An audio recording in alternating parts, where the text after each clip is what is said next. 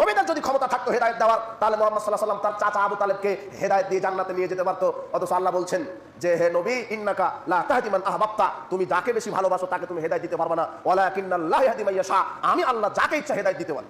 আবু তালেব যখন মারা যাচ্ছিল তখন রাসূলুল্লাহ বলছেন, আম্মি, হে আমার চাচা, আপনি বলেন লা ইলাহা ইল্লাল্লাহ আশহাদু ইন্দা, আমি সাক্ষ্য দিব আল্লাহর কাছে ইনদাল্লাহ, আল্লাহর নিকটে ইয়াউমুল কিয়ামা, বিচার মাঠে শুধু আপনি বলেন লা ইলাহা ইল্লাল্লাহ। হে চাচা, আপনি শুধু বলেন লা ইলাহা ইল্লাল্লাহ। বারবার এইভাবে চাপ সৃষ্টি করা দেখে আল্লাহ বলছেন, হে মুহাম্মদ, ইন্নাকা লা তাহদি মান আহবাবতা, তুমি তোমার চাচাকে সবচাইতে বেশি ভালোবাসো বলেই তুমি কি হেদায়েত দিবা? অথচ হেদায়েতের মালিক আমি আল্লাহ। যদি মানুষ হয়ে মানুষকে হেদায়েত দিতে পারতো, নবীরা দিতে পারতো, স্বয়ং মুহাম্মদ সাল্লাল্লাহু আলাইহি ওয়াসাল্লাম তার চাচাকে যখন হেদায়েত দিতে পারেনি, এই পচা বস্তা পচা এই যারা 40 বছর গোসল দেয় না, পেশাব পায়খানা করে পানি নেয় না, এরা নাকি হেদায়েত দিয়ে মানুষকে জান্নাতে নিয়ে যাবে। তার মানে শরীয়তের নামে এরা নগদ ভণ্ডামি করছে, নগদ ভণ্ডামি। কোরআন মাজিদের আয়াতের অর্থ বিকৃত করে এরা এই কবর পূজা, খানকা, রমরমা ব্যবসা চালু করে রেখেছে।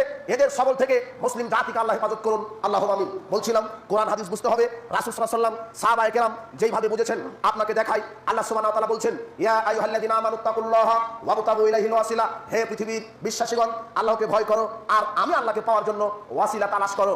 এই আয়াতকেও এক শ্রেণীর ভণ্ড, এই আকীদা মানহাজ, পথভ্রষ্ট মানহাজের এই বিকৃত আলেমগণ এই আয়াতের অপব্যাখ্যা করে বলছেন ওয়াবতাগু ইলাইহিল ওয়াসিলা, এই যে আল্লাহ ওয়াসিলা ধরতে বলেছেন মানে পীরের মুরিদ হতে বলেছেন। ওয়াসিলা মানে কি বুঝেছে? পীরের মুরিদ হওয়া লাগবে, কিন্তু সঠিক বুঝটা কি এটা? না। এই আয়াতের বুঝ নিতে হলে কাদের কাছে যেতে হবে? রাসূল সাল্লাল্লাহু আলাইহি ওয়াসাল্লাম, সাহাবায়ে কেরামের কাছে। মনে হচ্ছে মাওলানা সাহেব বক্তব্য দেওয়ার গতিতে মনে হচ্ছে আয়াতটা তার বাপের উপরে নাজিল হয়েছিল। আয়াত কার উপরে নাজিল হয়েছিল? মুহাম্মদ সাল্লাল্লাহু আলাইহি ওয়াসাল্লামের উপরে। তিনি যেইভাবে এই আয়াত বুঝেছেন ওইভাবে আমাদেরকে বুঝতে হবে। এখানে ওয়াসিলা মানে সৎ আমল। কি সৎ আমল? সাহাবারা এটাই বুঝেছেন, সাহাবারা এটাই বুঝেছেন।